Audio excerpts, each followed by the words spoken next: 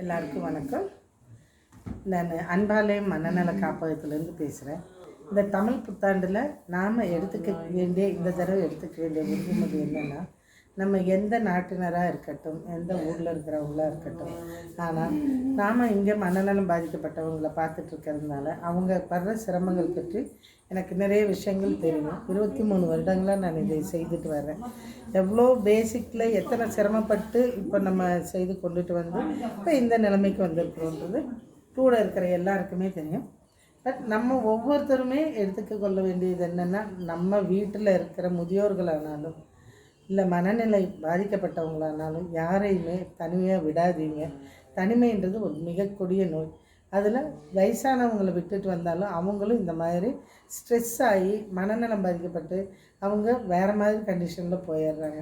அதனால் யாராக இருந்தாலும் தனியாக இருக்காதீங்க, தனியாக விடாதீங்க. முதியோர்களை ரோடோரங்களை யாரையாவது பார்த்தீங்கன்னா கூட தகுந்த இடங்களில் கொண்டு போய் சேர்த்து அவங்களுக்கு நல்ல ட்ரீட்மெண்ட் எடுத்து அவங்களும் புதுவாழ்வு பெறணும்னு இந்த தமிழ் புத்தாண்டில் உறுதி எடுத்துக்குங்க. யார் எங்கே பார்த்தாலும் அவங்களுக்கு ஒரு நல்ல வாழ்க்கையை உருவாக்கி கொடுங்க. நன்றி, வணக்கம்.